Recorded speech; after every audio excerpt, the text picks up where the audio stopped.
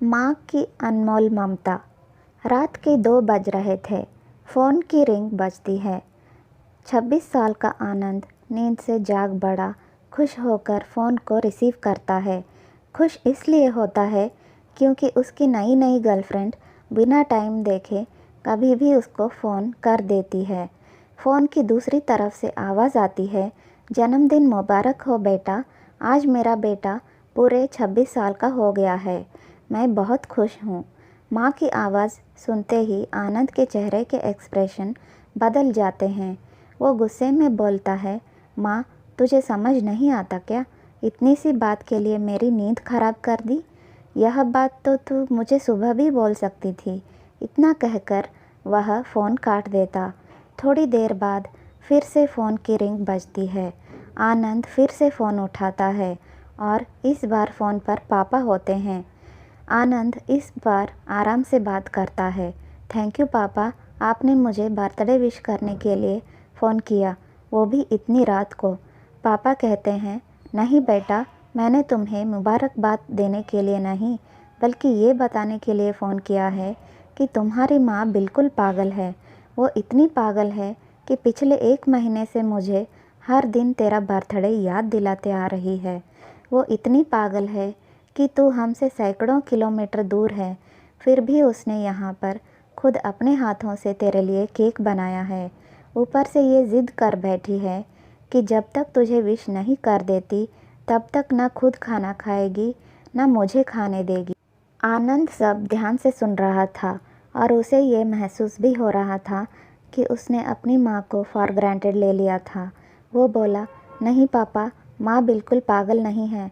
पापा कहते हैं, नहीं बेटा, तू अपनी माँ के पागलपन को नहीं जानता, मैं जानता हूँ। वह तो 26 साल पहले ही पागल हो गई थी, जब डॉक्टर ने उसे कहा था या तो हम बच्चे को बचा सकते हैं या आपको। उसने बिना 1 सेकंड भी सोचे बच्चे को बचाने का फ़ैसला ले लिया और मुझे भी कसम देकर उस फॉर्म पर साइन करने के लिए मना लिया था, जिस पर लिखा था उसकी ज़िंदगी इस ऑपरेशन से खतरे में और अगर उसे कुछ होता है तो उसके ज़िम्मेदार डॉक्टर नहीं होंगे। अब तू ही बता, बिना तुझे देखे जो औरत तेरे लिए मरने को तैयार हो जाए, उसे हम पागल नहीं कहेंगे तो क्या कहेंगे? इतना कहकर पापा ने भी फ़ोन रख दिया। आनंद ने भी अब यह महसूस किया था कि वह जो कर रहा था वो भूल नहीं, गुनाह था। हाँ, एक बार किसी इंसान को दुख दो तो कोई बात नहीं, लेकिन भगवान को दुख देना गुनाह ही होता है और माँ भगवान से कम नहीं होती। पश्चाताप के आंसू उसकी आंखों से बह निकले। सवेरा होते ही आनंद अपने घर की ओर रवाना हो गया, अपने माँ बाप से माफ़ी मांगने के लिए। घर पहुँचते ही उसने पहले माँ से माफ़ी मांगी, जिसने उसे गले से लगा लिया।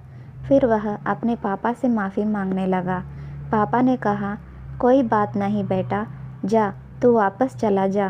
तेरी माँ हमेशा कहती थी कि तू उसे बुढ़ापे में संभालेगा, लेकिन मैं उसे समझा दूँगा। जैसे आज तक मैं उसे संभालते आया हूँ, वैसे ही आगे भी मैं उसका ख्याल रखूँगा। उसे भी यह समझ लेना चाहिए, जो बेटा उसके एक फ़ोन से परेशान हो जाए, वह उसे उम्र भर क्या संभालेगा।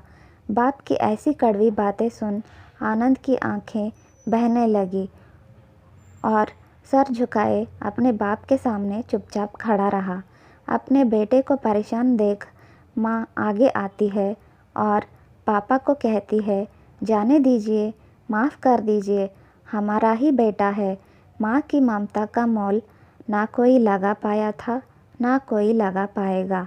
9 महीने प्रसव की पीड़ा सहन करके हमें नई ज़िंदगी, नई दुनिया में लाने वाले माँ ही हमारी हर गलती को माफ़ कर सकती है।